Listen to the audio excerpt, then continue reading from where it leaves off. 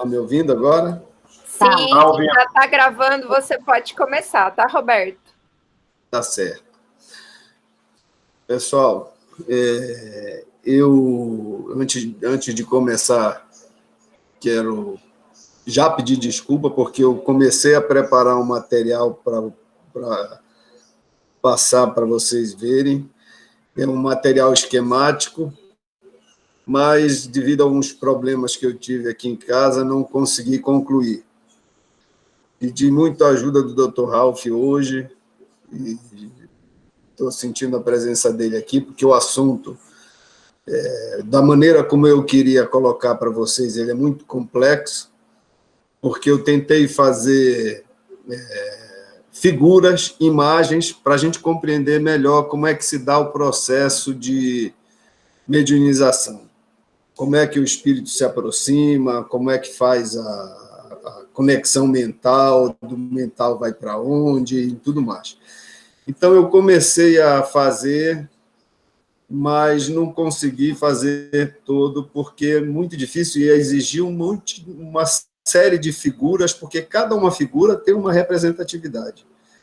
Cada um processo que a gente vive tem uma representatividade. Eu vou tentar explicar isso para vocês, falando, e na medida que vocês quiserem, quando eu terminar, vocês quiserem conversar, e eu vou tentando colocar isso com mais propriedade. O Dr. Ralph falou já bastante nisso, e eu acho que tentei ficar preparado para esse momento, mas foi muito difícil essa semana. Então, eu vou mostrar até onde eu fiz, e eu vou tentar dar continuidade, tentando mostrar mentalmente para vocês como é que se dá o processo.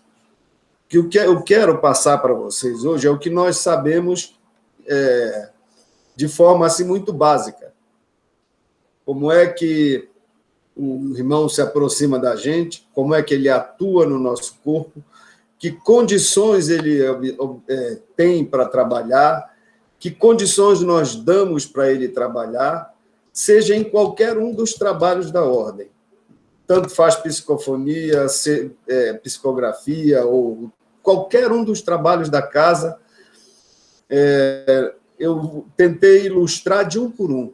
É uma lista muito grande de hipóteses, de processos que acontecem. Então, eu vou mostrar para vocês o início e vou começar contando uma historinha que o Dr. Ralph me aconselhou começar conversando com vocês. E essa história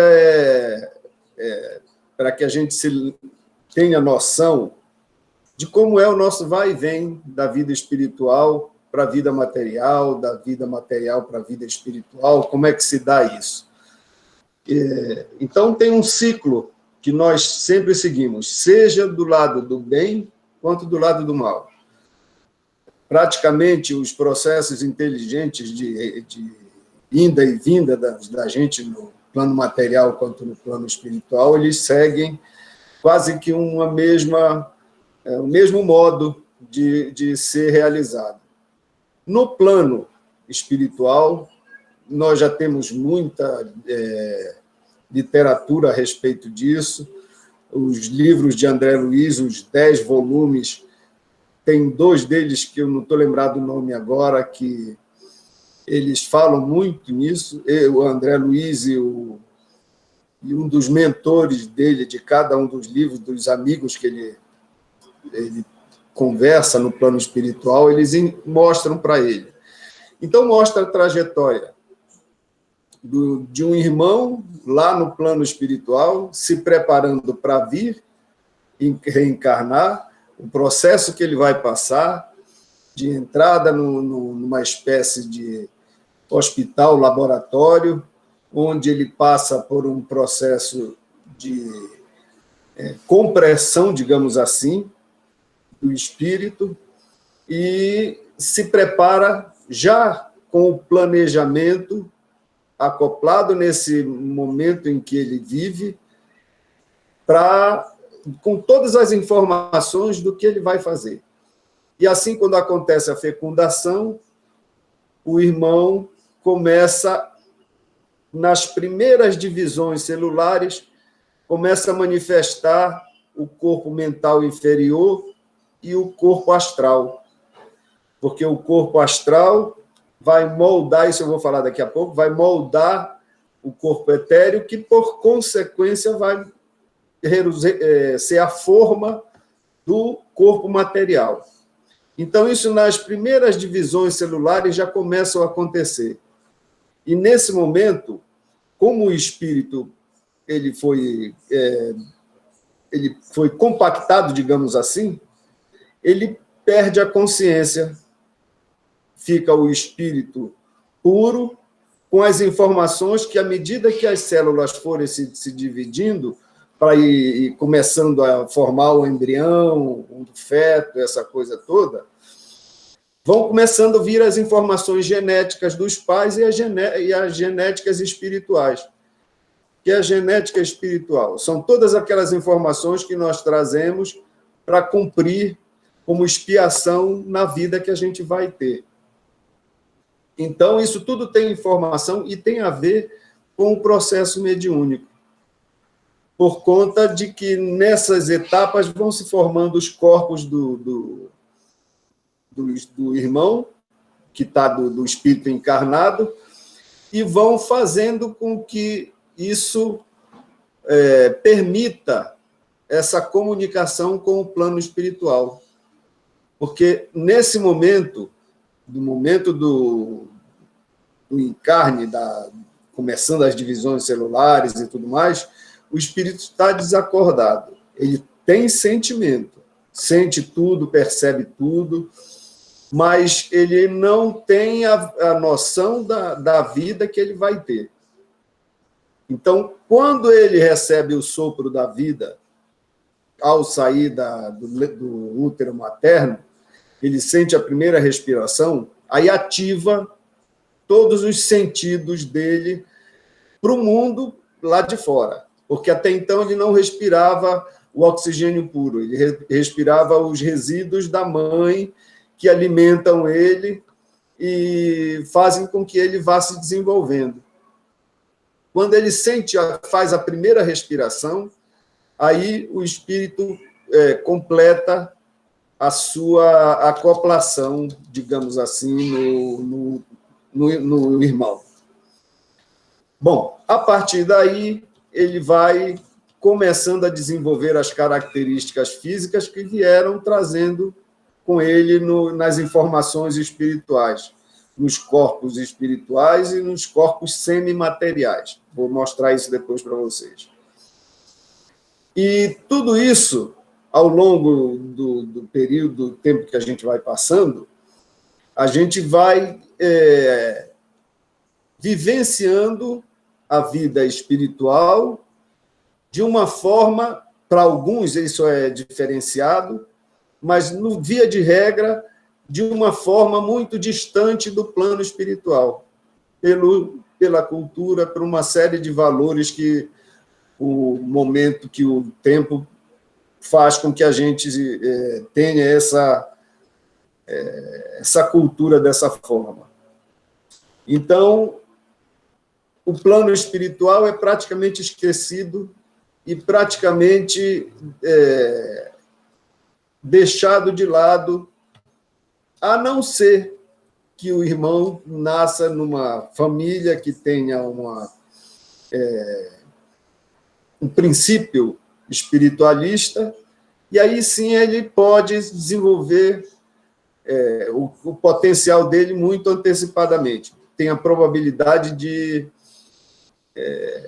no período em que ele está em formação orgânica, que se dá até a adolescência, aos 14 anos, nós ainda estamos em modificações.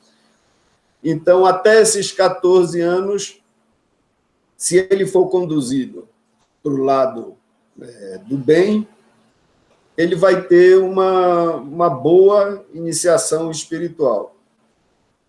E depois a situação vai se consolidando.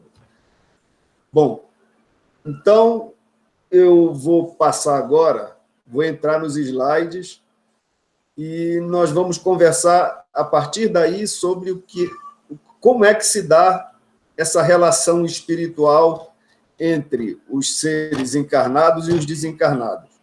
A partir desta historinha do início da vida da gente. Só um minutinho que eu vou entrar aqui.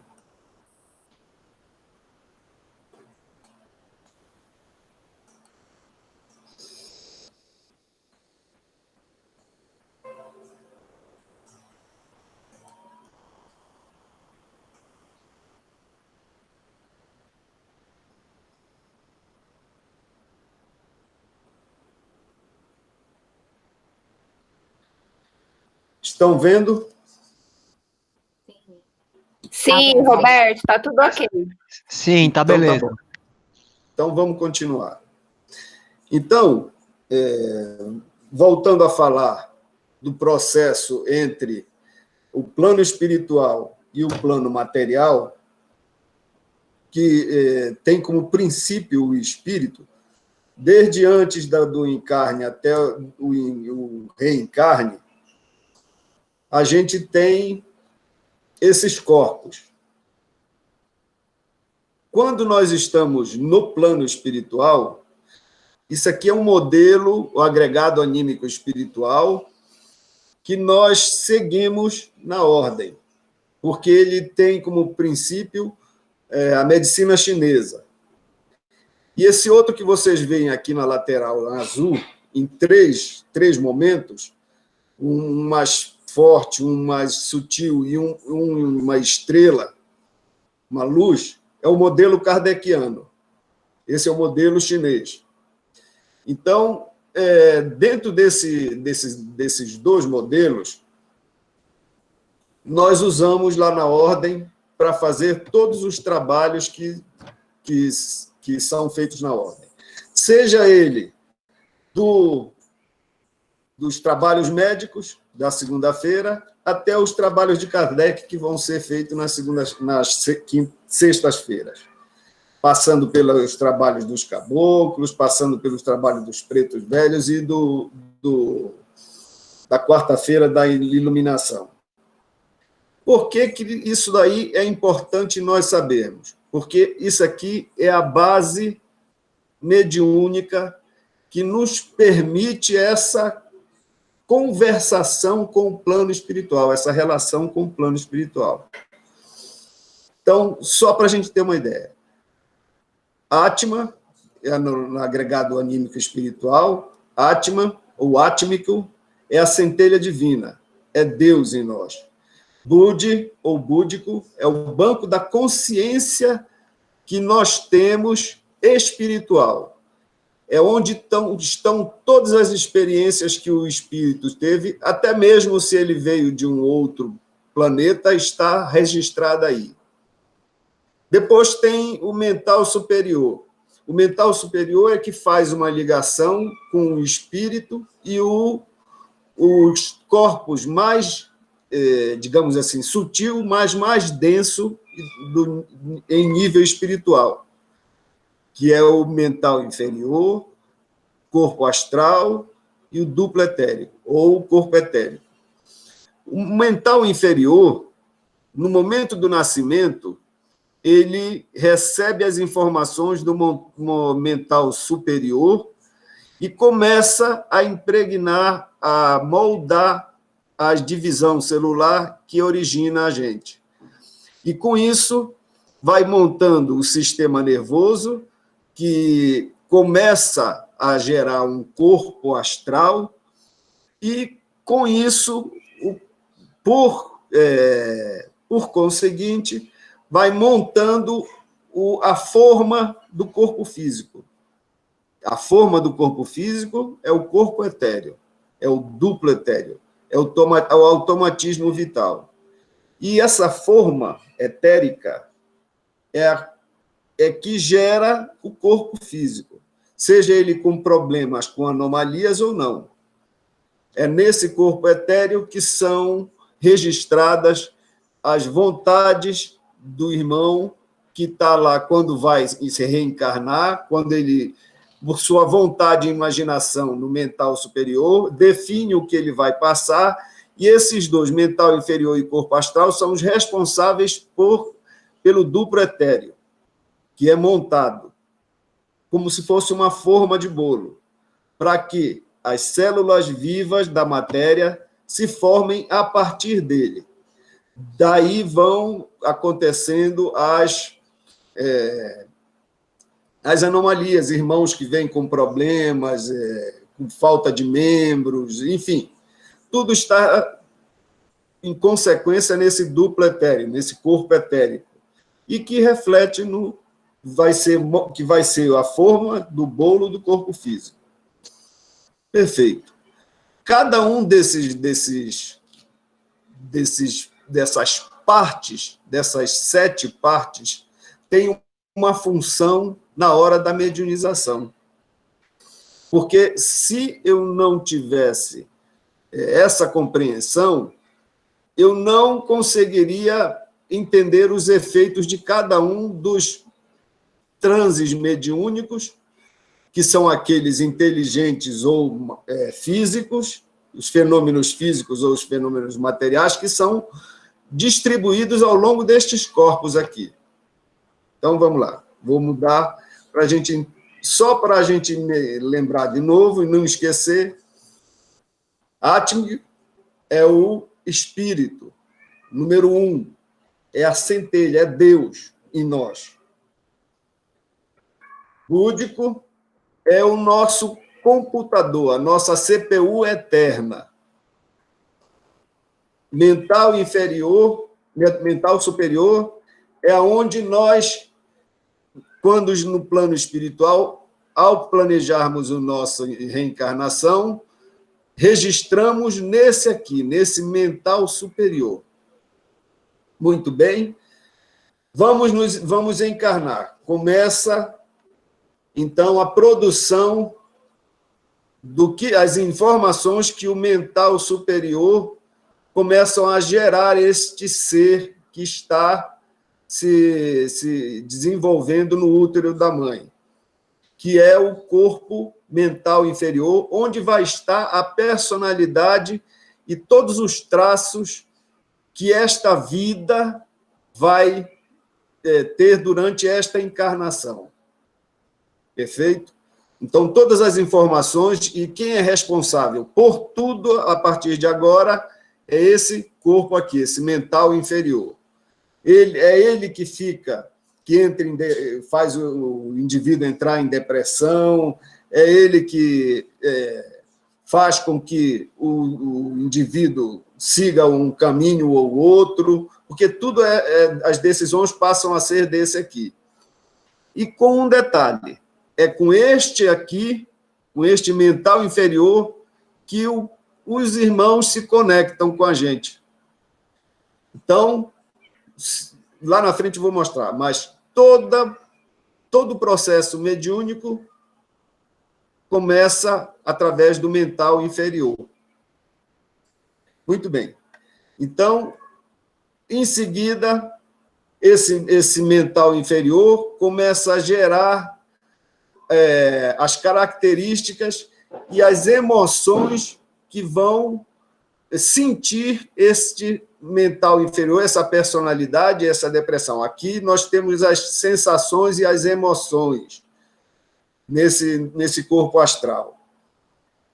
Feito isso, já definimos mentalmente como a pessoa é, emocionalmente como ela é, e então falta a forma do bolo que vai dizer como é a figura. É o corpo mais denso do espírito. Lembrando que do 1 ao 6 são todos espírito. Todo faz parte do espírito. E tudo isso aqui é responsável pela matéria. E, por último, com tudo isso pronto, o corpo físico, onde ele rebate ou ele absorve todas as características que são observadas nestes 3 corpos mais densos, que é o 4, o 5 e o 6. Então, tudo que acontecer aqui vai ser durante a vida desse cara encarnado. E tudo vai se refletir nesse corpo físico. Tudo que acontecer aqui no corpo mental, tudo que acontecer no corpo astral e tudo que acontecer no corpo etéreo vai ser refletido no corpo físico. Vejam, o corpo físico da gente, ele é como se fosse onde a gente deposita, onde tudo rebate nele. Tudo que acontece no corpo espiritual é refletido nele, quando estamos encarnados. Certo? Bom, agora lembrem bem disso, porque isso é muito importante. Para nós, Kardec, é considerado dessa forma. Eu coloquei aqueles 3 espíritos de azul lá na frente. Corpos espirituais, quando ele encarna, isso aqui é esquecido. Quando nós encarnamos, essa parte aqui fica obscura para a gente, não fica livre, não vem à tona, isso só com alguns trabalhos por exemplo, regressão, os processos de regressões, eles vão atuar exatamente nesses corpos espirituais. Mas esses corpos espirituais não influem e não interferem em nada do processo mediúnico. Eles são a vida dentro desse corpo material. Daí para frente, o processo mediúnico se dá entre esses 3 corpos espirituais e as consequências dessa mediunização vão ser, digamos assim, externalizadas pelo corpo material. Perfeito? Todos os fenômenos, sejam eles físicos ou mentais ou intelectuais, partem dos 3 corpos mais densos, que são esses em seguinte: o corpo etéreo, o corpo astral e o corpo mental inferior. Beleza. Qualquer vibração nossa, qualquer vibração que nós fizermos, qualquer interiorização que nós fizermos, ela começa a se processar no corpo mental. E aí vai refletir no corpo etéreo. Porque o corpo etéreo, ele é um corpo que é a nossa bateria espiritual. Ele anima, digamos assim, ele dá os estímulos nervosos, os estímulos de choque, para que o corpo material se anime e faça e cumpra com as suas funções. Perfeito? Nos momentos de sono, quando estamos deitados, dormindo, descansando, esse corpo astral, em algumas vezes o mental, saem, se deslocam e vão para o plano espiritual trabalhar. O corpo etéreo e o corpo material ficam e o corpo espiritual fica também. Então, só quem sai é o corpo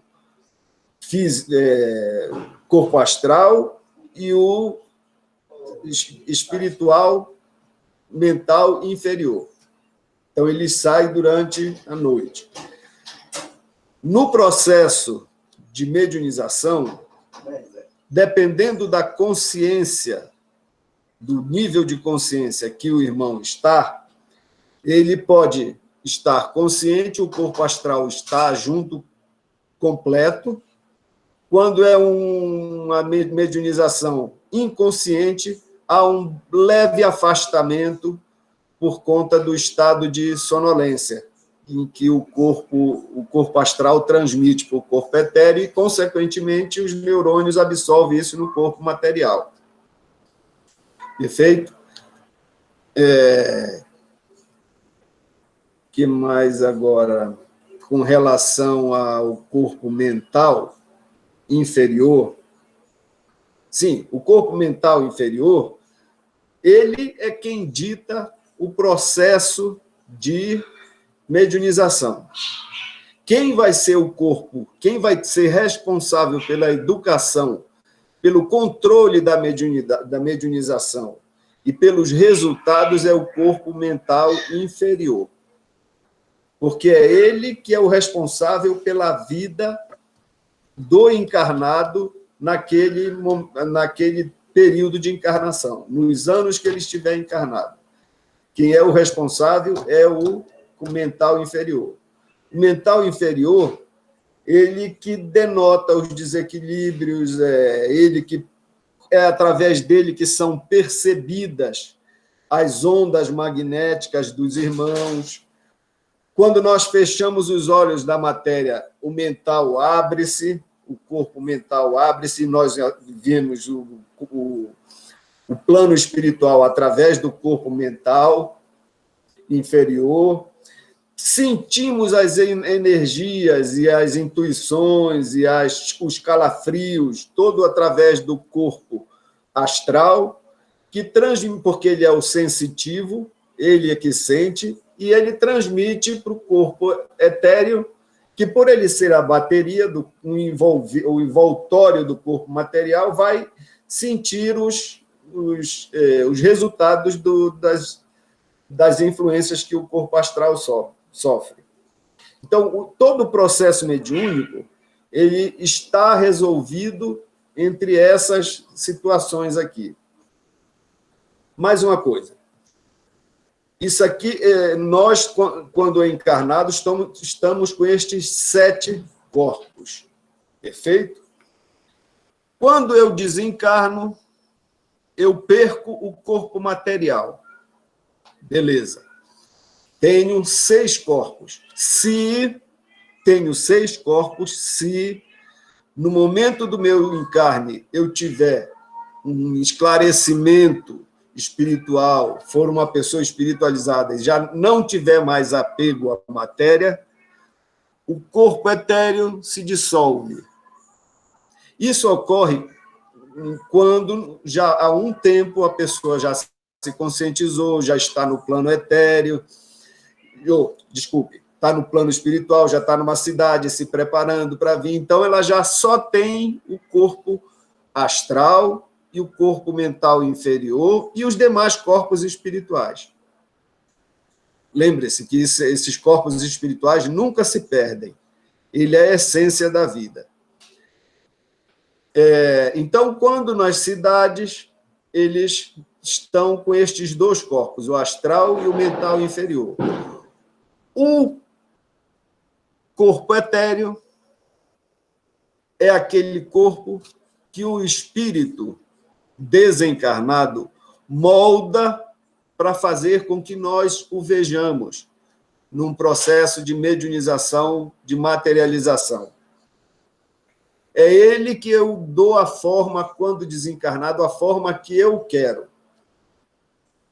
Por exemplo, os irmãos da casa, quando fossem se materializar, o Dr. Ralph apareceria com uma roupa indiana branca e um turbante branco. Então, ele moldaria com o ectoplasma esse corpo etéreo através do corpo astral, ele moldaria o corpo etéreo para se apresentar para a gente. Quando ele está sem se apresentar para ninguém, ele está no corpo astral e o mental inferior, juntos os 2. Compreendido isso? Bom, então vamos lá. Continuando ainda aqui. Nossos amigos dos planos mais baixos, das zonas umbralinas, eles necessitam desse corpo etéreo moldado à maneira com que eles querem para sobreviver e sugar nossas energias. É a partir dessa bateria que vai usar o nosso corpo ao inverso, porque o corpo etéreo ele doa, ele serve de bateria para o corpo físico. No caso dos irmãos obsessores, ele suga as nossas energias quando ele se aproxima da gente, do nosso campo magnético. Então, é como se o meu corpo astral, meu corpo etéreo, produzisse energia e o corpo do irmão sugasse essa energia que eu estou produzindo no meu corpo. Isso com a ajuda do corpo mental do obsessor e o corpo astral, que são os principais dele. Perfeito? Então, vamos para um outro extremo. Nossos irmãos maiores, o Batalar, por exemplo, já é só essa luzinha aqui dispersa na atmosfera terrestre, que é a inteligência suprema de Deus. Então, ele já tem o armazenamento agregado agregado à energia divina. Ele não tem mais uma forma, ele tem esta energia. Mas quando como isso aqui, esses corpos espirituais já estão na atmosfera, por sinal, na última camada da atmosfera, que é a camada de proteção espiritual, a que está em contato, diria que assim, mais puro com Deus, ele tem todos os princípios e a vontade de Deus nele. Quando ele passa isso para a gente, ele vai precisar de um corpo mental inferior no plano espiritual e uma cadeia de outros irmãos para chegar num corpo material. O Batalá, Iemanjá, Irineu, Kardec, Ramatiz. Então, eles precisam desses corpos aqui semimateriais, digamos assim, para que chegue as suas ideias, as suas mensagens, a sua inteligência ao corpo material. Sem isso, ele só se manifesta através de energia. Mas as ideias, a inteligência divina precisa desse corredor para chegar até o corpo material no momento de mediunização. Isso daí tem tudo relação com as camadas. Eu falei isso na aula no nosso encontro de quarta-feira de Obatalá. Esses corpos, por exemplo, o corpo astral e o corpo mental inferior, eles sobrevivem tranquilamente no plano atmosférico em que está a cidade de Esperança. Já um corpo etéreo teria dificuldade de suportar a energia do plano superior lá das cidades espirituais. Ele suporta quando está no plano dos hospitais ai, meu Deus, falhou a memória. No hospital, no nosso posto avançado, enfim, onde a atmosfera é mais densa. E ele se dá muito bem, o corpo etéreo, no plano da crosta terrestre, onde localiza-se as zonas umbralinas e é onde tem a energia mais densa do planeta. É na crosta terrestre. Tá certo? Dito isso, espero que vocês tenham compreendido. Eu vou mostrar aqui no processo mediúnico. Eu ia fazer uma figura representando cada um destes exemplos aí. Por exemplo, a materialização de objetos, espíritos e animais. São elementos tangíveis e são efeitos físicos mediúnicos, são efeitos mediúnicos físicos. A transfiguração que aconteceu com Jesus no Tabor, os efeitos sonoros, como é que eles acontecem, as escritas diretas, como é que ele acontece, a levitação de materiais tangíveis, as mesas rodantes, os efeitos inteligentes de psicofonia. Existem dois tipos de psicofonia. O medianímico, que pode-se dizer que é o animismo, e eu perguntei para o Ralph se poderíamos dizer que era uma automediunização. Isso tem todo um processo explicável lá com as figuras. Aí, dos espíritos para o médium. Mentor por médium é um momento diferente. O espírito trabalhador, médium em educação na gira, como é que acontece isso?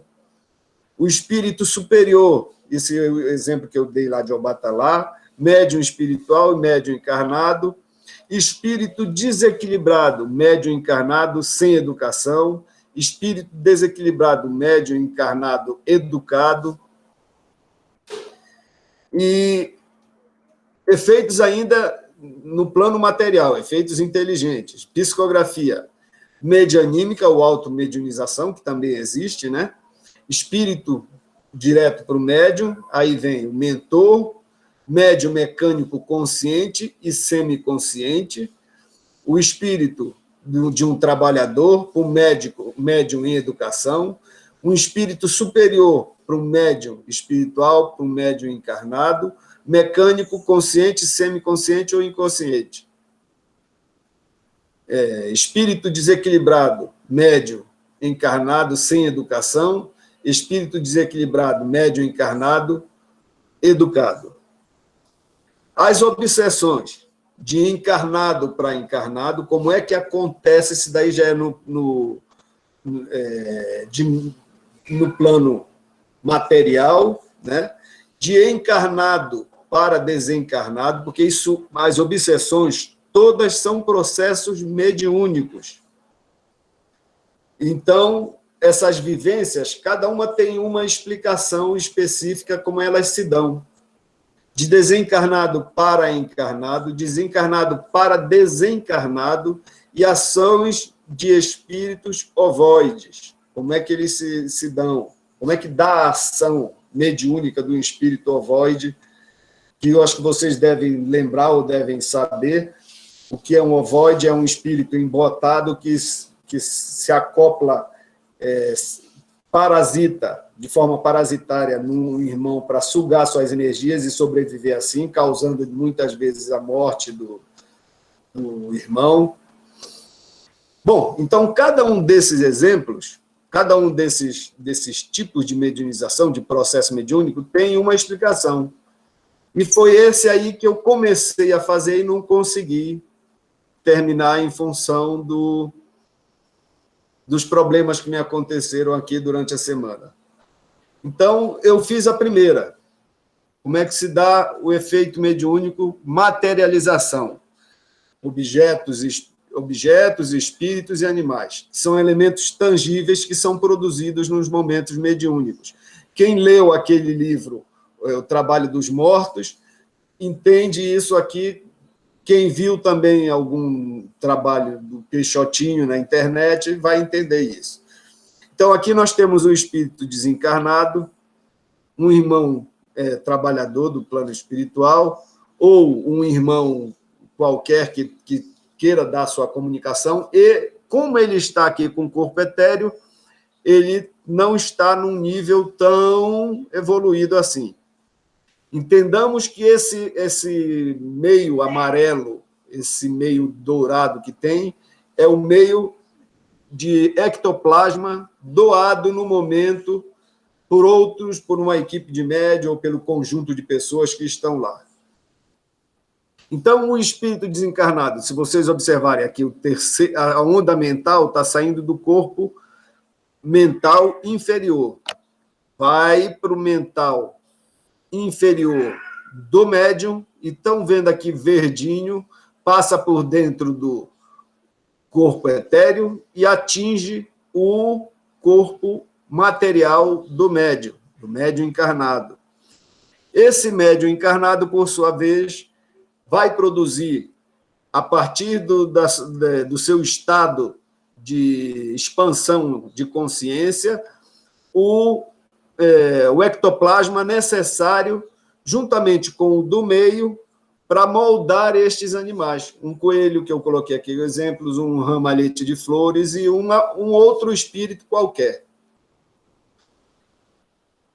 Se fosse o caso de uma transfiguração, esse ectoplasma envolveria o corpo do médium, o corpo físico do médium, e transformaria a massa corporal do médium no irmão que ele quisesse representar.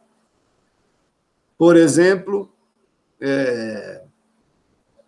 se fosse o Ralph querendo moldar-se em mim, mudar a minha aparência, então eu iria usar o ectoplasma disponibilizado por mim e pelo meio, e em cima do meu corpo ele ia construir a imagem dele para que todos pudessem vê-lo através de mim, fisicamente.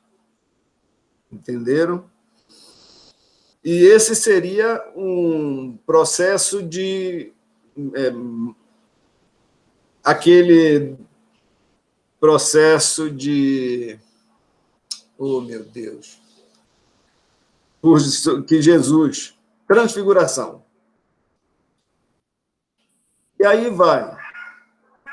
Como eu não acabei, eu ia iniciar. Então, agora a gente vai ter que conversar e eu vou explicar para vocês, tentar traduzir isso para vocês em outras palavras. Ok? Então, vou desligar e vou voltar para a live.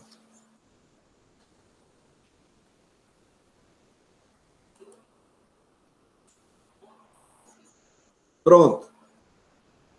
Estão me ouvindo? Perdão por não ter conseguido fazer, era muita coisa. Cada um daqueles processos tem uma figura representativa que ficaria muito mais bonito para se entender e muito mais rápido de visualizar mentalmente como funciona em cada um de nós, cada um processo que a gente vive lá dentro da ordem. Então, Rosângela, quando eu estou fazendo no trabalho à distância, quem vai lá na casa do pessoal é o corpo astral e o mental inferior.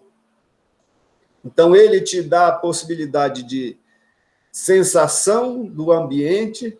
Lembra que o Ralph falava que para sentir o ambiente, as energias do ambiente, ou visualizar o ambiente, que quem é o olho espiritual é o mental inferior. Perfeito? Bom, estou à disposição.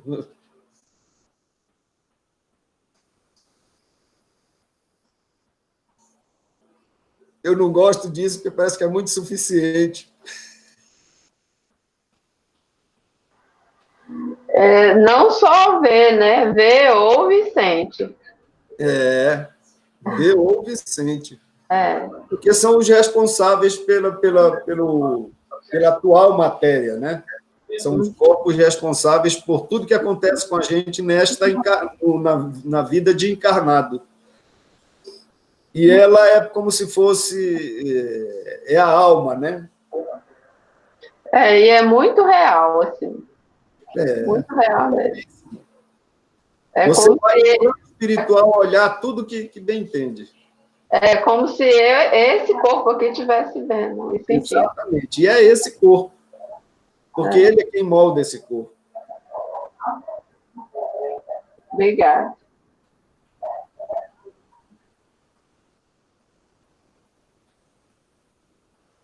Estou à disposição. Acho que eu vou passar uma prova agora, porque ninguém quer perguntar nada. Hoje eu prefiro ficar calada, estou muito crua ainda. Já li os livros do André Luiz, tudo há muito tempo, mas ainda tem muita confusão na minha cabeça.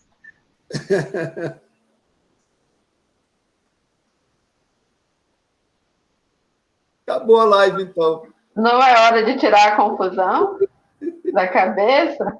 Hein? Não é hora de tirar a confusão da cabeça?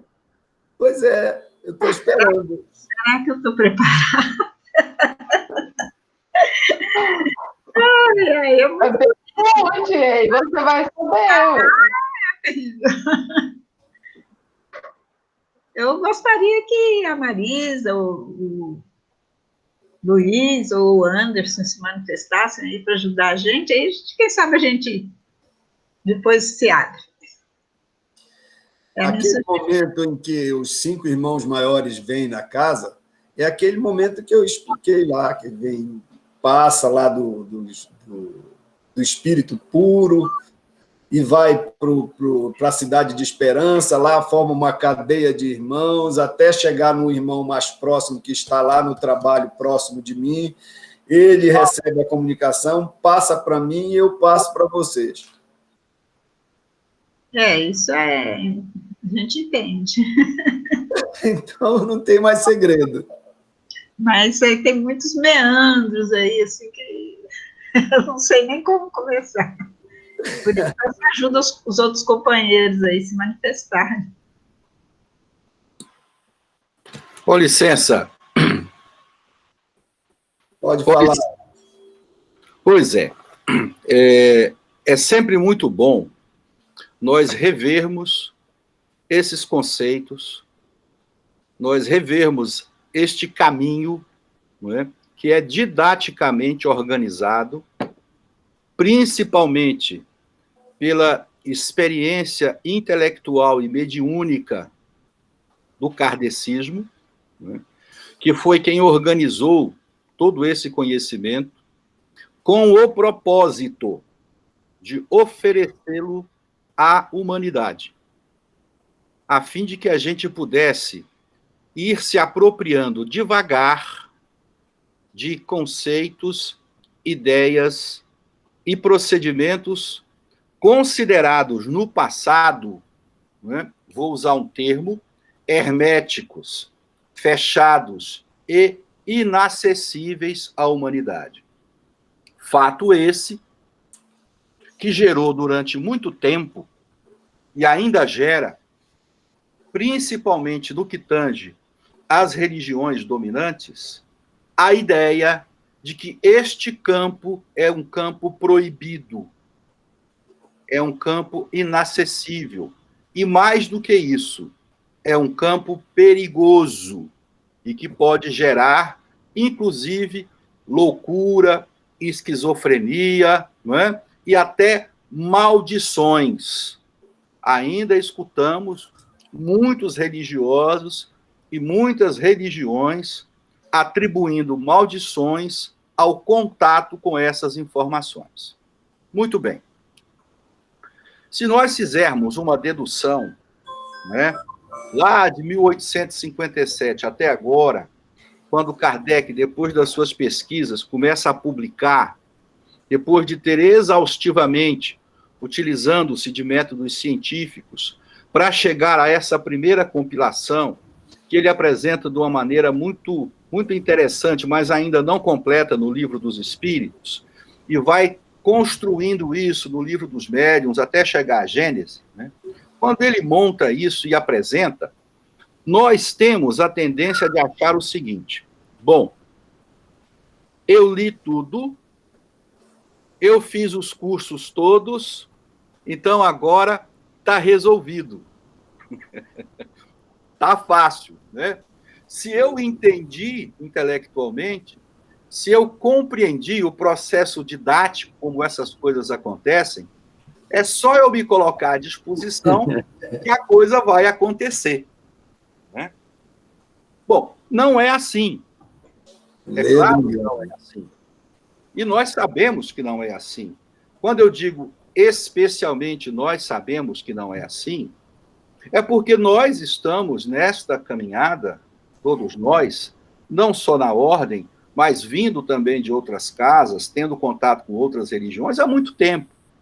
Na ordem há 10 anos, se for somar isso com experiências anteriores, 15 anos, 20 anos, 30 anos, não é? Aí a gente pode se perguntar, oh, mas essa coisa é complicada demais, não é? Mas isso tem um grau de surrealismo, isso tem um grau de fantasia, de imaginação imenso, porque se eu já compreendi mentalmente, se eu já entendi intelectualmente tudo isso, por que, então, eu não consigo vivenciar tudo isso? Por que, então, isso não se torna uma realidade na minha vida, pura e simplesmente? Ora, justamente porque nós estamos tratando e caminhando num campo que se chama evolução humana, educação mediúnica. Neste caso, o Roberto está apresentando para nós o quê? Ele está apresentando para nós os passos, ele está apresentando para nós os conceitos, ele está apresentando para a gente a forma como isso acontece. E é muito importante eu ter, pelo menos, no meu registro mental, como isso acontece. É o primeiro passo. Exato. E o primeiro passo é a ação da razão, é o entendimento da razão. Ora, nós sabemos que nós, seres humanos, temos a razão como um componente fundamental. Mas ela não é o único componente que me faz. Se pararmos para observar com clareza, por exemplo, quando Aristóteles diz antropos, zoológico, o homem é um animal racional, e de fato o é, mas se analisarmos o dia a dia do ser humano, nós vamos perceber, por exemplo, que raras são as vezes, durante um dia, durante as 24 horas de um dia, que a razão é a comandante das nossas ações. Exatamente. Nós somos muito mais comandados pelas emoções, pelos sentimentos, pelas circunstâncias, né? Somos comandados por expectativas, e aí nós começamos a entrar no campo onde a coisa se torna mais real quando falamos em espiritualidade. Vejam, o puro e simples fato de eu entender alguma coisa não significa que eu aderi àquilo que eu entendi. E mais do que isso, não significa que eu serei capaz de vivenciar aquilo que eu aprendi. Ora, o que nós aprendemos na casa durante esse tempo todo, e inclusive nas literaturas de cunho espiritista e espiritualista, a vivência. E a vivência, a nossa vida, ela é muito mais comandada por crenças, é muito mais comandada por paradigmas anteriores, ela é muito mais comandada por determinados tipos de verdade e experiências espirituais que eu vivi no passado. Nós chamamos isso, em filosofia clínica, de agendamentos, do que, na verdade, não é, por um descortinamento em que essas crenças e esses agendamentos desaparecem. Então, esse contato com essas informações, ele é um primeiro passo para que eu comece a flexibilizar, a maleabilizar, a dissolver todas essas crenças que eu já carrego. Quantos de nós, por exemplo, e eu me incluo profundamente nisso, ao ter contato com todas essas informações da ordem, por exemplo, não me vi impactado? Quantas vezes eu não me perguntei, mas será que o que eu estou fazendo é correto? Será que isso é verdade? Eu me recordo, fazendo um parêntese, logo no começo da ordem, quando o João da Luz iniciou, 2 anos e meio depois que começamos, os primeiros trabalhos especiais, trabalhos de demanda, em que nós usávamos, por exemplo, velas negras, velas pretas, que eles chamam de velas escuras. Rapaz, mas isso fez muita gente pular. Mas vela preta é macumba do capeta. Meu Deus, onde é que a gente veio se enfiar? Que nós fomos enganados. Nós estamos sendo seduzidos aqui, não é? Por quê? Porque essa crença de que a cor preta é a cor do mal, né? Esse agendamento que está na cabeça da gente de que isso é coisa ruim, está lá presente. Fomos entendendo devagar, e isso nos foi explicado com muita paciência, né, de que a cor preta é aquela que me permite fazer o trânsito da energia negativa e devolvê-la ao cosmos para os laboratórios espirituais. Isso nós aprendemos lá dentro. Mais do que isso, como é possível, então, fazer um trabalho com vela preta e você se sentir muito melhor depois do trabalho, já que a vela preta é condutora do mal? E acontecia o contrário. A gente saía leve, solto, tranquilo, e não tinha nenhum tipo de respingo negativo em nossas experiências de vida. Não é? Ou seja, mediunidade, não é? Ela tem um aspecto muito importante da nossa vida, que é o aspecto experiencial, que é o aspecto vivencial, não é? Em que eu coloco os meus corpos, comandados pelo meu mental, de fato, né, não só para o entendimento das energias sutis, ampliação de consciência, expansão de consciência, mas também para a vivência disso.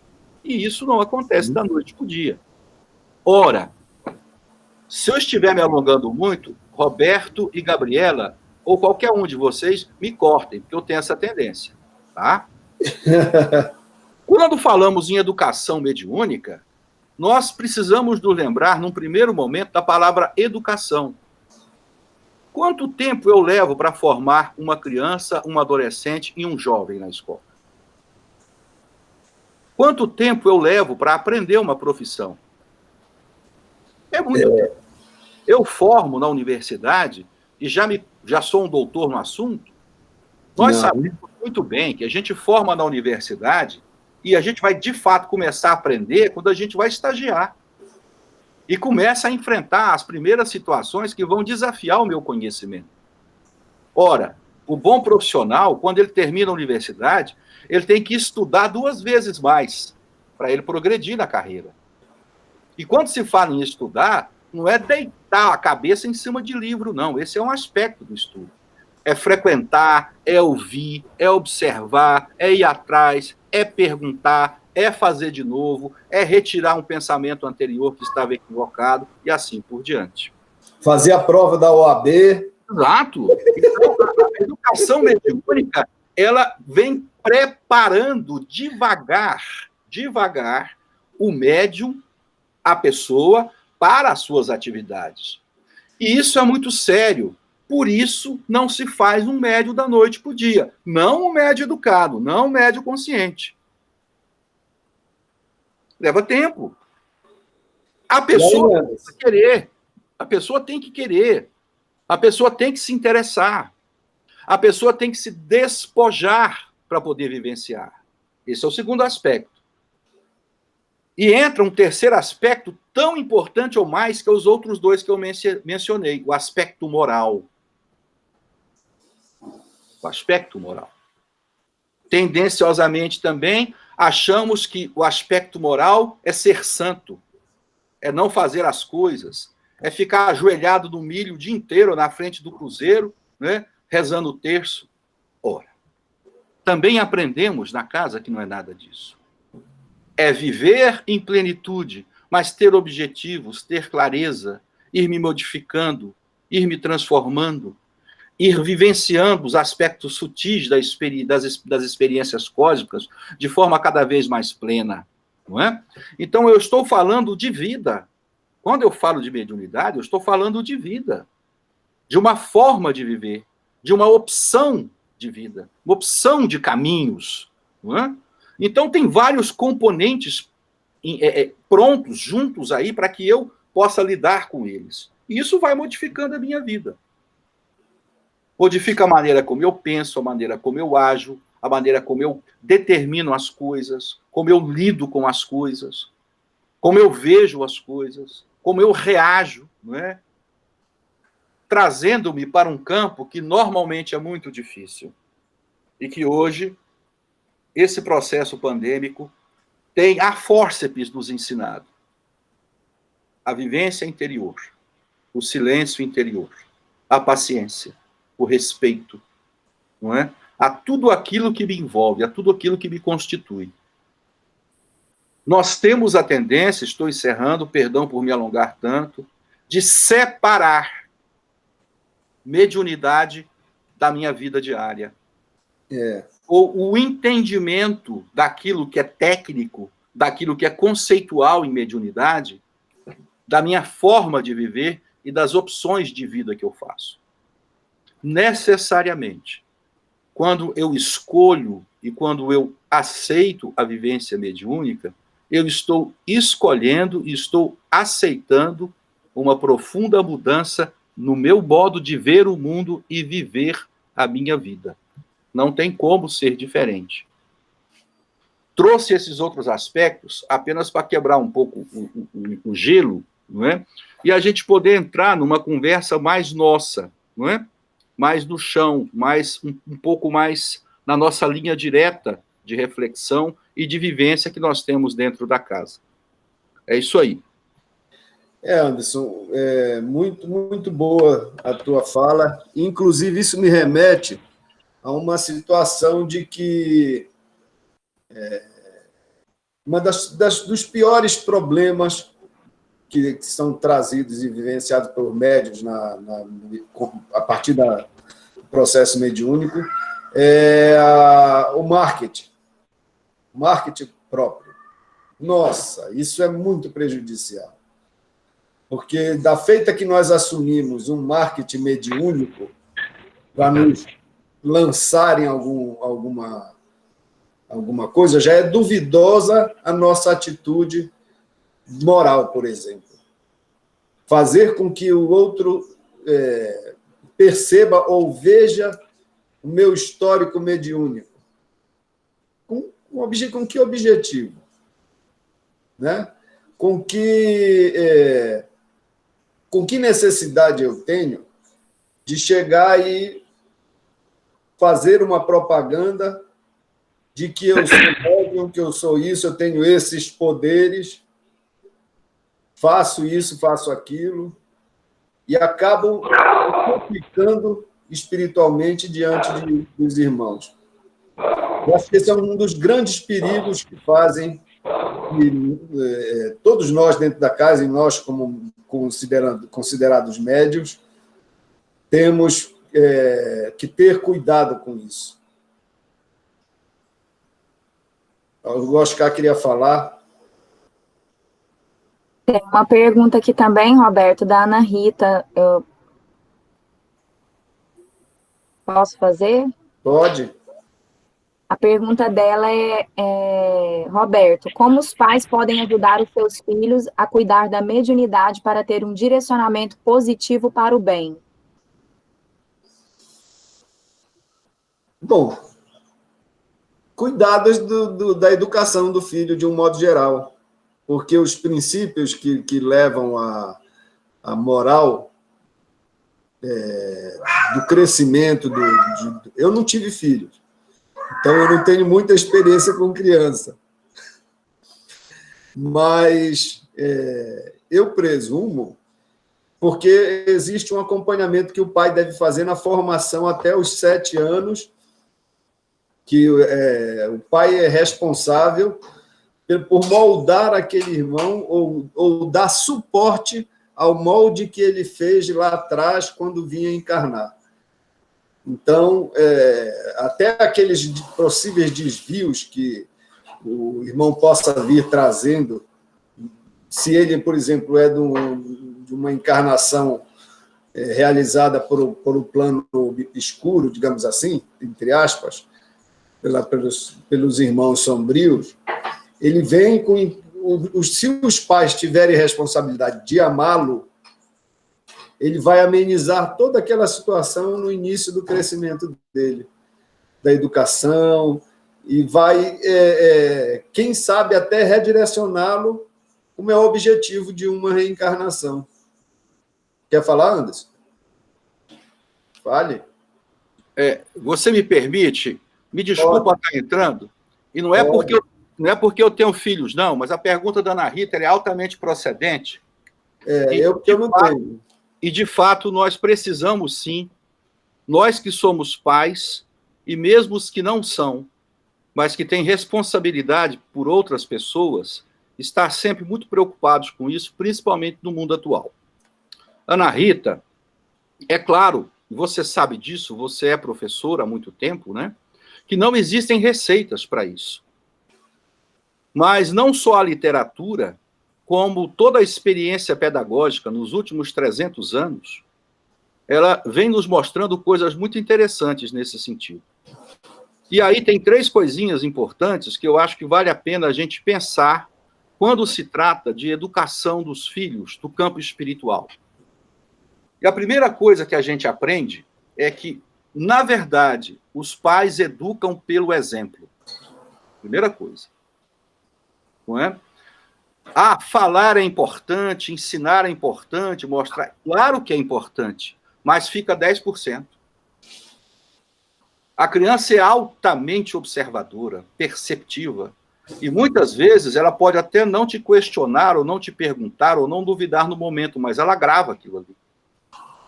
Ela está muito mais fixada no que a gente faz, em como a gente se comporta, em como a gente se conduz, do que, na verdade, daquilo que a gente fala. Aliás, ela percebe as nossas contradições na fala com muita rapidez. Não é? Então, o exemplo, a coerência entre o que eu falo e o que eu faço, e o direcionamento das minhas ações para o bem, nas relações internas que eu tenho com a minha família nuclear e com os demais componentes da minha família, é um primeiro passo fundamental. Segundo, deixar claro e vivenciar o afeto. Afeto é tudo para uma criança. Se sentir amada, verdadeiramente amada. Porque o amor traz a segurança, o amor traz a proteção, o amor traz o carinho, o amor traz a abertura para todas as outras coisas que eu queira ensinar ou mostrar durante este processo. Inclusive quando eu tenho que corrigir, quando eu tenho que colocar limites. Tem uma diferença muito grande quando a correção e a imposição de limites é feita pelo autoritarismo da condição do pai e quando ela é feita derivada do amor paternal verdadeiro. Não é? E o terceiro, e esse já é algo que os irmãos espirituais nos pedem há muito tempo, despertar pelo exemplo e pela prática a crença em Deus. Demonstrar a fé como algo vivo, como algo presente. Trazer Deus para dentro da família, dentro da casa. Falar sobre este assunto, sem impor. Não é? Mas deixar claro para os filhos que você vivencia a presença divina. Que você se deleita com a presença divina. Que ela está permanente, que ela é permanente na sua vida, no seu trabalho, nas suas ações, nas suas relações, na sua convivência. Né? Esses 3 pontos, pelo corpo, né, que a gente tem visto e convivido com a literatura, eles são muito importantes. E podem assegurar uma boa base. Isso não quer dizer que eu estarei, com isso, simplesmente definindo a vida do meu filho ou da minha filha. Mas assegurarão uma boa base, em que ele próprio, caso se desvie, tenha aonde recorrer quando for necessário, que foi esse alicerce, essa base que foi criada anteriormente. Desculpa a interferência aí, Roberto. Não, pode continuar, já estava sem... Encerrei. Tem uma pergunta aqui, Roberto, da Antônia. A Antônia fala assim, Roberto, quando fala da reencarnação, fala do espírito, irmão, ir se acoplando devagar. Eu pensei que tudo se consumava na hora da concepção. Nunca imaginei que seria um processo tão lento. Na realidade, Antônio, o espírito, a essência, aquelas três luzes, ela já, no momento da concepção, ela já está ali, porque ela é a centelha divina. Ela é a centelha de luz, é Deus já fazendo parte daquele ser. A partir daquelas informações que são geradas pelo corpo mental superior, o corpo mental inferior começa, com a multiplicação das células, a moldar o irmão que vai encarnar. E aí ele vai assumindo os aspectos que ele planejou lá antes de encarnar. André Luiz, ele conta quando ele está num laboratório e o irmão está se preparando para se compactar, digamos assim, para voltar para o plano espiritual. Então, acontece uma compactação onde o mental e o corpo astral que o irmão tinha lá no plano espiritual é como se ele desaparecesse e ficasse só o espírito. Aquelas três luzes. Naquelas três luzes tem a primeira dela, que é o mental superior, que tem as informações das quais eles vão formar o irmão a partir dele. Então, no momento em que a fecundação, essa luz participa nesse momento, que é o DNA, o DNA da mãe, do pai e de Deus, digamos assim. E aí esses três começam a se reproduzir para que se torne para que a vida seja gerada. Aí tem as reproduções celulares, a formação dos órgãos, tudo isso é acompanhado. O espírito, a essência, o ser já está lá. É o único que entra como um dos fecundadores no momento da fecundação. O resto vai surgindo depois, vai sendo formado depois. A centelha divina entra com as informações, como entra o espermatozoide e o óvulo com as informações do pai e da mãe. Ok, Antônio? Entendi, obrigada, Roberto. A Ana Rita agradece você e ao Anderson e você, Roberto, pela explicação. A do Anderson foi fundamental, né? Porque eu não sou... Mas obrigado, chefia. Estamos juntos e misturado. O Oscar não queria perguntar, não, Gabriela? Parece que ele queria falar alguma coisa. Liga seu fone. Isso, seu microfone. Tá ligado. Não, observando o Roberto falando dos corpos aí, né? Aí me veio lembrança de algumas coisas lá do Ralph, das formações. Então, acho que até acrescenta. O nosso mental superior é a memória de todas as nossas vidas. É como se fosse o banco de dados do espírito, do mental superior para si. Quando a gente vai reencarnar, é tirado desse banco de dados e julgado no mental superior o que nós vamos viver nessa vida. Exato. Então, o mental inferior só tem memória para essa vida. Então, por exemplo, uma doença expiatória, ela fica no mental inferior, né? Não só expiatória, como as provas também, né? E do corpo mais denso, começando mais denso por mais sutil, o corpo etérico, o astral e o mental inferior são os que correspondem ao perispírito. É isso? Então, quando o Ralph vai fazer uma cirurgia, ele vê no mental inferior da doença da pessoa lá. Se ela for expiatória, ele sabe ali se ela tem cura ou se não tem.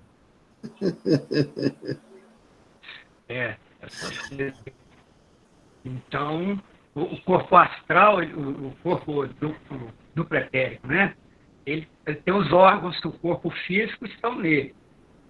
O corpo astral é o corpo das nossas emoções, né? E o mental inferior é o da memória das nossos pensamentos. Estão guardados aí. É isso aí, Oscar. A gente, quando vivencia isso na prática, parece que fica tranquilo.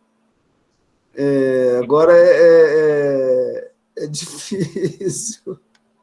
Quando os irmãos, aqueles irmãos que encarnam, que quando não cai a ficha que desencarnou, ele fica carregando o corpo etérico eternamente, por ano, né, Roberto? Aí Exatamente. quando ele percebe que ele desencarnou, bom, desaparece aquele corpo etérico, pô, caiu a ficha. Ele começa, com a evolução, ele vai eliminando os outros. É por isso que eles vão normalmente lá para o posto avançado ainda com corpo etéreo, porque eles chegam lá, vão tratar do corpo etéreo para tentar reduzir a sutileza dele, e aí depois ele vai para a esperança ou para um outro local que ele desejar. Obrigado aí, Gabriel. Obrigado. Tá bom. A Ana Lúcia quer perguntar. Pode perguntar, Ana Lúcia.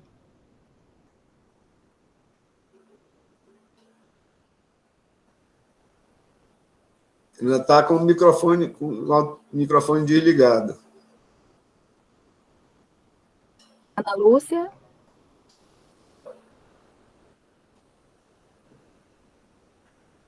Ela sai.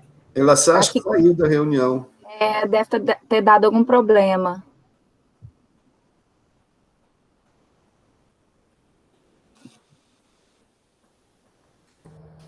Oi. Não, ela tá aí. Oi, tá ouvindo? Tá ouvindo, Ana Lúcia, pode falar. Então, Roberto, você não é pai, mas é médium. Pois é, eu vou perguntar, tem a ver com filho, mas eu quero saber exatamente a opinião de um médium, né? Eu não sei se a sua mediunidade vem desde criança, ou se ela desenvolveu depois, mas como que um pai ou uma mãe pode lidar com um filho que tem uma mediunidade ostensiva e você não consegue imaginar o que ele passa, o que ele vê, né? Os seus medos, os seus anseios, e você só vê de fora, acompanhando. Como que os pais podem ajudar, né, nesse momento? Se você, por exemplo, se você se imaginar um adolescente, uma criança, o que você esperaria dos seus pais, como que eles poderiam te apoiar?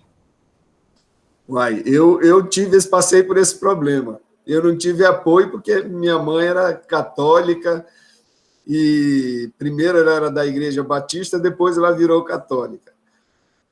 Depois da Igreja Batista, ela me entregou para Nossa Senhora. E aí complicou mais a história. Vou fazer uma pequena correção. Ela entregou para Nossa Senhora, mas Nossa Senhora devolveu. É o único caso no astral que nós temos conhecimento na literatura que Nossa Senhora devolve uma pessoa. Né? Isso foi revelado para a gente da segunda iniciação. Nossa Senhora devolveu o Roberto. Esse caso não é meu. Por conta dele. Mas, Ana, eu sempre tive uma, digamos, uma mediunidade muito ostensiva. Tanto é que um caboclo uma vez disse que queria me levar. O caboclo Jassanã disse que ia me levar. Como assim, para o mundo espiritual? Em corpo? E aí a minha mãe saiu de dentro do terreiro correndo e deu uma esculhambação no caboclo, saiu correndo do terreiro comigo, e parece que eu tinha 1 ano e pouco, 2 anos. Nossa. Mas sempre houve isso, e ela não lidava com isso de uma forma tranquila.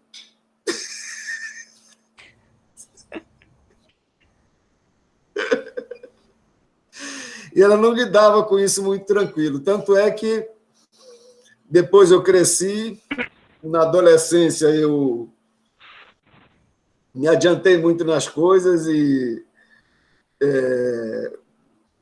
acabei virando ateu, não acreditava em Deus. Isso tudo muito confundindo a minha cabeça. Imagina um médium não acreditar, né? Ele está vendo tudo. Eu não acreditava. Foi só com 18 anos que meu pai faleceu, que aí eu fui ver ele do meu lado. Aí que eu corri para o centro espírita. Com 18 anos, isso. Mas é muito difícil uma relação de pais que não têm conhecimento da espiritualidade ou não vivencia de nenhuma forma. É muito difícil para uma criança conseguir viver com uma relação com o mundo e o mundo exterior, o plano espiritual. Mas essa semana eu pensei em ti. Eu estava assistindo o Caibalho, e o terceiro capítulo, eu te diria que seria muito interessante que tu lesses ou assistisse no vídeo. É muito interessante. Eu acho que seria uma boa tu compreenderes o que se passa contigo. Mas você falou, era um filme ou o áudio do livro que você estava assistindo? O áudio é uma palestra de uma professora. Ah, da Lúcia Helena. Isso, da Lúcia Helena. Isso. Aí eu ia passar para ti o endereço da home e me esqueci. Mas eu ia te falar isso. Eu conheço ela, eu consigo encontrar o terceiro. É o terceiro capítulo. Mas olha, mesmo para pais que conhecem, que entendem, também não é tão simples, né? Porque você não lidar com... Você não sabe... Você consegue imaginar, mas você não sabe com que a pessoa está lidando, né? E muitas vezes se vê de mãos atadas. O mais difícil, e o que eu acho que a proposta da professora Lúcia Helena que ela coloca, é a aceitação do mental. E que normalmente nós não aceitamos o mental. Nós temos dificuldade de compreender, entender e respeitar o mental. E isso dificulta qualquer relação. Eu me identifiquei muito com essa fala da professora Lúcia Helena com relação ao mental. Eu achei muito interessante a forma que ela aborda. Claro que não é da forma tão banal como parece ser. É uma coisa muito profunda, lidar com esse tipo com essa relação de profundidade do ser humano, do espírito, é muito difícil. Eu não tenho capacidade de olhar para o mental assim, como essa filosofia propõe. Eu tenho tentado, tenho buscado uma forma de me concentrar no mental para tentar restaurar uma série de problemas, tentar rever uma série de situações, e tem sido barra pesada mesmo. Então, eu vou fazer uma pergunta. O quê? O quê, Ana? Pode falar. Pode falar? Eu acho que Ana Lúcia respondeu, Ana? A Guigui quer falar. A dona Guiomar quer falar, ela fala, depois eu faço uma colocação um pouquinho nesse sentido. Isso, é bom, antes que está a filosofia clínica. Eu quero falar também sobre esse assunto. Talvez eu possa perguntar antes do Anderson responder, nós vamos completar. A Guigui tem uma pergunta, Clarice, ela pode fazer? Sim, aí eu faço minha pergunta antes do Anderson, porque eu já tenho certeza que ele vai completar a minha pergunta. Tá bom, então. Pode falar, Guigui? Pode sim. Roberto, eu quase não ouvi, eu quero ouvir, porque eu não consegui arrumar meu microfone para eu ouvir bem, eu quase não ouvi a palestra, eu quero ouvir depois. Mas, mesmo assim, eu vou fazer a pergunta, a respeito da minha irmã, do problema mental que ela tem. Tem alguma relação com espiritualidade, esse problema dela, Roberto? Porque o diagnóstico dela é esquizofrenia. Que relação que teria com a espiritualidade? Olha, via de regra, quando acontece um problema nesta magnitude, por exemplo, de esquizofrenia, é um processo mental que vem como expiação para o irmão. Normalmente é isso. Porque a esquizofrenia, eu não sou médico para afirmar isso, nem psiquiatra, mas eu acho que ela não é adquirida.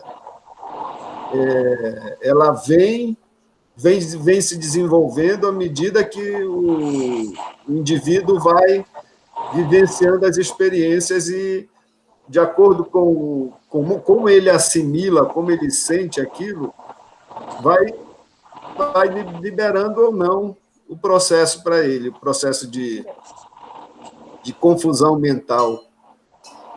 Então, eu não saberia te dizer isso. Quem acho que seria mais aplicado a falar isso seria ou o Anderson ou o Dr. Ralph. Vou dar essa responsabilidade para eles. Mas, via de regra, eu acho que funciona assim. Poderia ser, então, analisando, seria um resgate? Exatamente. Um resgate. Do grupo, inclusive, que vive junto com ela, não só dela. Exatamente, porque, e para mim, principalmente para mim, para eu que fico com ela direto, me afeta, assim, uma coisa, assim, fora do comum, tanto que me afeta. Tanto e que também... nesse período agora de pandemia, eu estava, assim, chegando no meu limite, porque direto com ela em casa, sem sair de jeito nenhum, e ela também sem sair. Aí, meu irmão, que teve quase que eu posso dizer a caridade de levá-la um pouco, porque eu estava assim, olha, chegando mesmo no meu limite. Mas o limite talvez ainda não esteja, não, Guilherme. Você ainda está dando conta? Sei lá. Tem hora que parece que eu estou chegando nele. Não está, não. É ponto para você na sua caminhada, o Guigui. Assim, no caso também... Tem que ver se eu estou usando bem essa oportunidade, né? Agradece. Luiz? Muitas vezes ou é compulsório ou é a escolha do espírito para dissolver miasmas que estão na linha encarnatória dele, né? E assim, quem está participando perto tem uma tarefa a cumprir. Você tem, eu tenho, embora sejam casos diferenciados, nós que estamos perto, também não deixa de ser uma escolha encarnatória estar perto. Então, ninguém tem uma cruz maior que não consiga tocar o barco e levar justamente observando que quem tem que falar e ser senhor da casa é o mental superior. Quem tem que usar a razão é o mental superior. Se eu me envolvo na densidade da coisa, eu sou arrastado pela corrente. E não é isso que tem que acontecer. A gente tem que senhor do barco e escravo do barco. Só isso. Eu acho que nesse caso a gente tem que se reforçar espiritualmente para dar conta de cumprir a tarefa, né?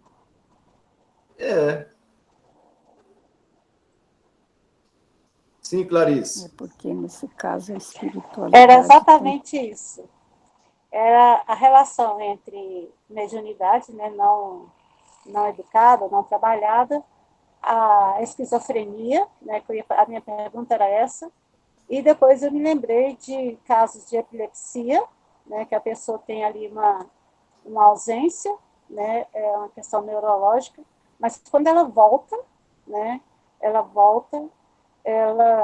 apresenta um outro quadro, né, de contação de história, de relatos, que eu estou falando de uma pessoa que eu conheço, né, lógico, que após as crises de epilepsia, ela narra situações, né, que ela não viveu, não é da vida dela, não é do cotidiano dela, né? Então, eu queria que você, o Anderson, falasse um pouco sobre essa mediunidade não tratada. E como que isso aconteceu, ou acontece ainda, nos centros de treinamento, aliás, nos centros de acolhimento. Eu não sei como é que isso se dá em clínicas psiquiátricas, como que os psiquiatras tratam essa questão, se a ciência, se os pesquisadores do conhecimento espiritual, né, porque nós temos cientistas nessa área, se eles já conseguem fazer essa relação, né, que venha trazer essa resposta mais completa para Guiomar e para tantos outros, né, em relação à mediunidade e esquizofrenia, e mediunidade e epilepsia.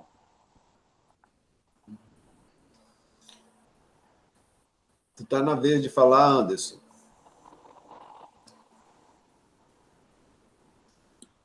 Tudo bem.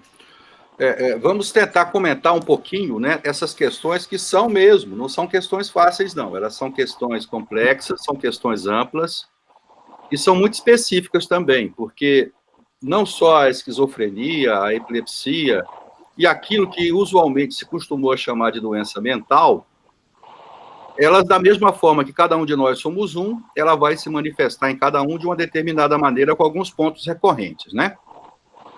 Mas vamos começar por nós. Nós e as nossas idiosincrasias, nós e as nossas esquisitices, nós e os nossos comportamentos fora do usual. Nós poderíamos nos perguntar, se nós fôssemos fazer hoje um teste psicológico ortodoxo dentro da psiquiatria ou da psicologia, quem de nós iria passar? Eu passaria mal. Pois é. Se nós respondêssemos as perguntas tradicionais e clássicas, chamadas ortodoxas, que a psiquiatria ou a psicologia de avaliação tem, não é, para determinar o conceito de normalidade, talvez muitos de nós não passasse. E alguns nem voltassem para casa, já fossem internados lá direto, né, na consulta psiquiátrica. Não vou citar algumas pessoas aqui, porque a live não convém desse tipo de situação. Então, veja, quando nós trazemos para nós mesmos, né, essa situação, nós começamos a relativizar essa ideia de doença mental. E, para tanto, eu abro um parênteses para quem gosta de ler filosofia, um autor chamado Michel Foucault, agora do século XX. Ele tem uma obra chamada O Nascimento da Clínica, em que ele mostra, demonstra e explica como as doenças mentais foram construídas socialmente e institucionalmente. A partir da obra dele, aconteceu uma revolução profunda na Europa, dentro de todos os centros psiquiátricos e pontos considerados inegociáveis na psicologia. Então, a primeira coisa é nós relativizarmos e tentarmos compreender aquilo que chamamos de normalidade. A normalidade é um construto social, é uma construção social. E, normalmente, ela atende a fins de produção, fins econômicos, fins que vão ser produtivos para a sociedade. Ela não se preocupa com a pessoa, necessariamente, com a saúde no seu sentido mais amplo. Ela está, na maioria das vezes, preocupada em tornar adaptável a pessoa àquilo que a sociedade espera dela. Estou falando de uma maneira muito generalizada para a gente poder entrar na questão, não é? Muitos dos médiuns do passado, as chamadas, e aí a Gabriela vai lembrar, as pitonisas, não é? As pitonisas, as bruxas, os médiuns, os videntes, eles eram epiléticos, eram esquizofrênicos, demonstravam algum tipo de alteração no seu mental. E eles tinham dois lugares, ou eles eram deserdados e abandonados, largados, ou eram incorporados formalmente nos diversos centros oraculares, nos diversos templos oraculares das suas culturas. Veja que coisa interessante, não é? Então, quando a gente entra diretamente na questão, a psiquiatria hoje, ela diverge muito com relação a isso. Nós vamos encontrar psiquiatras que vão tratar determinados desequilíbrios mentais quimicamente. Então, o que eles vão fazer? Eles vão tocar remédio. Vão tocar remédio na criança, vão tocar remédio no adolescente, vão tocar remédio no adulto e assim por diante. Outros vão sim utilizar determinadas doses medicamentosas, mas de uma maneira muito menos agressiva. E outros vão tentar fazer com que haja terapeutização familiar, com que a família entenda e acolha o fato. Se nós trouxermos esta situação para dentro do mundo espiritual, não é? Nós vamos ter, sim, em Kardec, Ramatiz e vários outros, a tese que o Roberto já levantou, que o Luiz também já levantou, da expiação. E é claro que, em muitos casos, a ciência não vai concordar, não diretamente. Mas hoje ela já não deixa de considerar isso, ela já não desconsidera pura e simplesmente. Há todo um campo na consciência humana e na mente humana que não pode ser medido pela ciência. Não tem como, a ciência admite isso. Como ela não consegue medir, como ela não consegue entender, o caminho mais fácil é a química. E aí é que pode morar o perigo. Portanto, a presença dos pais, dos responsáveis, dos cuidadores, neste caso, ela é essencial. No sentido de estudar, de ler, de entender, de ter paciência e ter a clareza de aquela pessoa que está comigo naquele momento, não é? Ela faz parte da minha história redentora. Ela faz parte do meu caminho. Não é? Cada caso é um caso, mas necessariamente, além do resgate e da expiação individual, é também resgate e expiação coletiva. Não é? A oração é muito importante. O treinamento da paciência é muito importante. A educação da família no processo é muito importante. O respeito à condição daquela pessoa que está comigo, que está sob a minha responsabilidade, a maneira como ela é muito importante.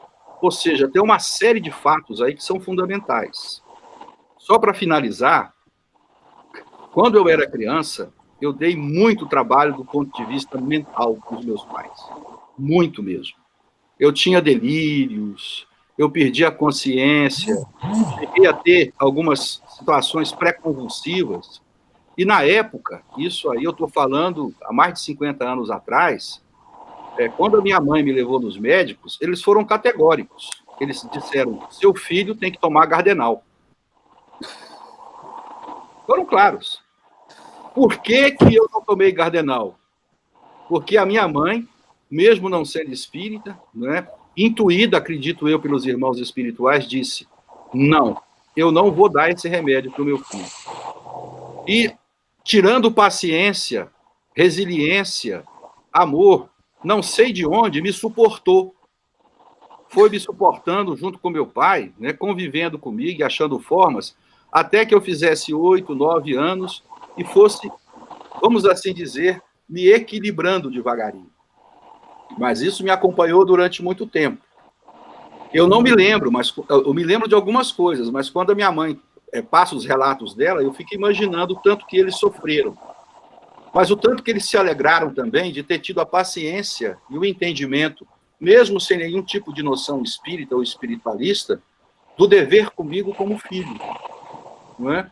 E de que a paciência deles, e o carinho deles, e o entendimento, né, que eu era um ser que precisava de apoio, e não tinha como me defender, foi muito importante para o restante da minha formação, da minha educação.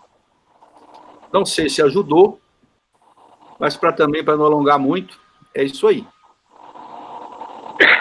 Nossa. Ajudou muito, viu? Muito bom. Foi muito boa a sua fala, viu? A sua e a do Roberto. É isso aí. Fala, realmente, é uma obrigada, tarefa Anderson. que se veio para mim, eu que tenho que procurá-la cumprir da melhor forma possível, né? Às vezes, a gente dá as baqueadas, mas tem que manter firme, né? Não ter outra saída. E realmente a oração. Através da oração, você se reforça. Você se reforça e tem mais condição na condução, né? Vai, Oscar. que não é fácil, não, mas vamos quer levando. dizer, formação mediúnica que o Ralph deu lá para gente, uns 5 anos atrás, ele falou sobre 2 doenças que o psiquiatra é o que acampa essas doenças para tratamento, que é a esquizofrenia e a depressão. Todas essas, palavras do Ralph, têm ligação com a mediunidade. Né?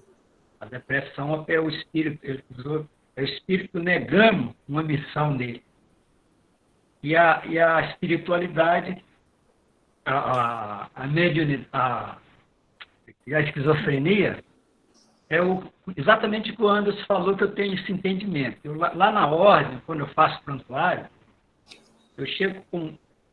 Normalmente, o esquizofrênico ele nunca procura a ordem. Normalmente é o irmão dele, é a mãe, é o pai, é a esposa, é o marido, que vai levar lá. E fazendo o prontuário, a gente detecta logo que o problema dele é espiritual, é o problema da mediunidade. Se você olhar olha na ficha lá, Preto Velho receitou para ele.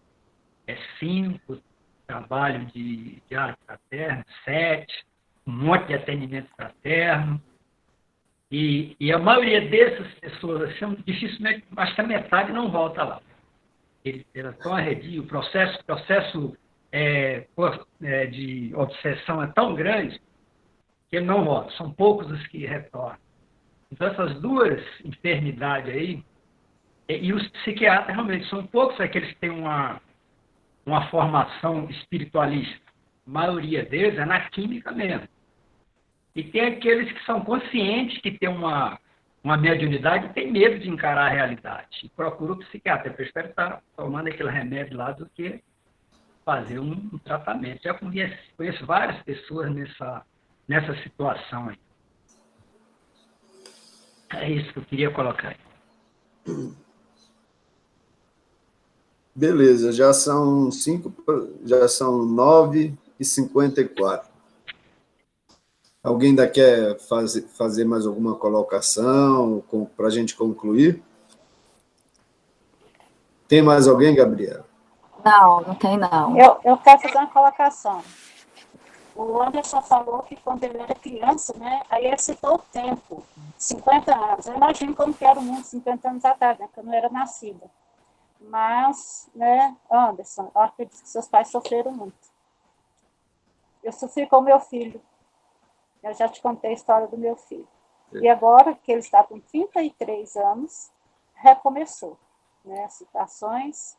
E é uma pessoa que não aceita, não vai fazer esse tratamento, como o Oscar falou, né, prefere não ir ou tomar um medicamento do que trabalhar essa responsabilidade, né, esse compromisso assumido.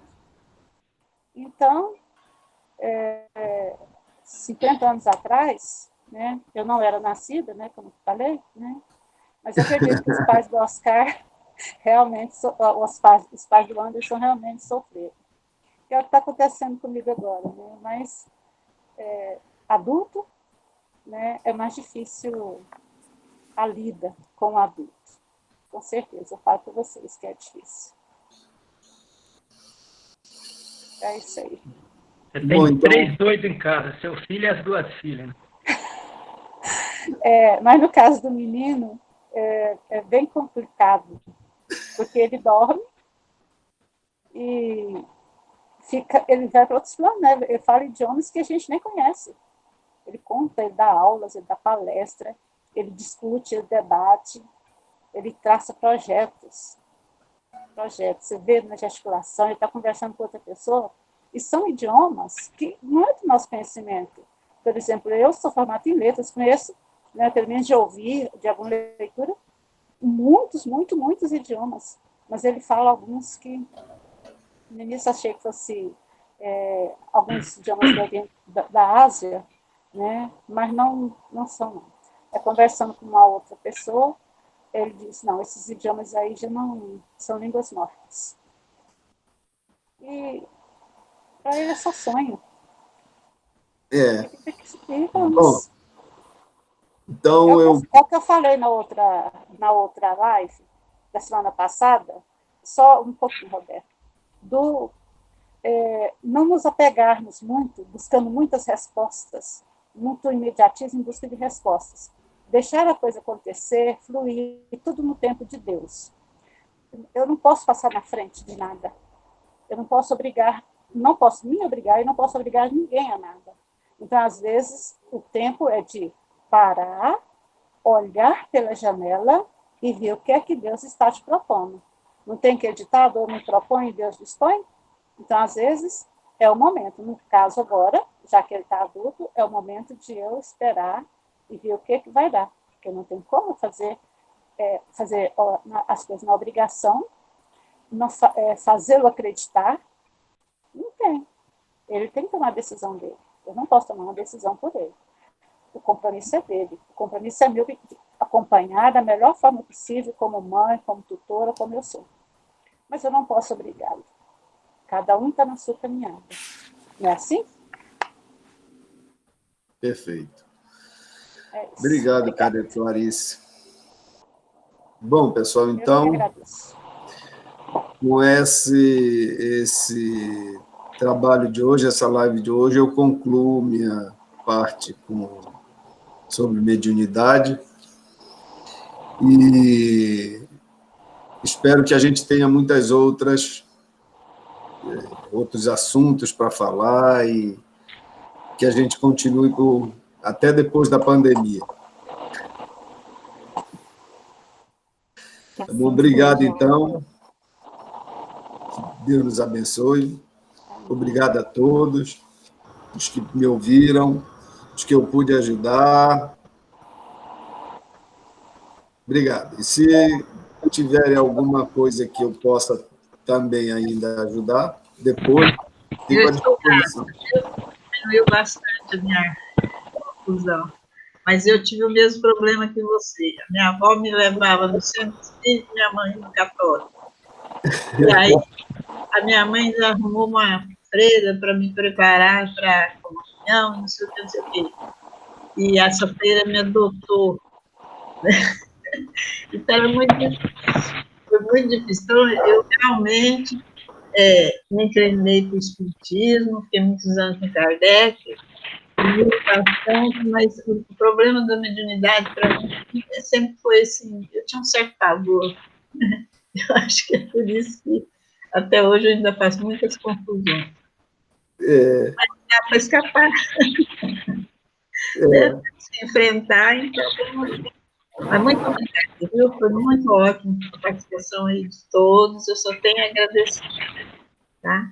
Obrigado. Foi muito bom, Roberto. As 4 falas, né? Bom, Roberto, ótimo. Parabéns. Agora vamos passar a palavra para a Antônia fazer o encerramento. Tudo bem?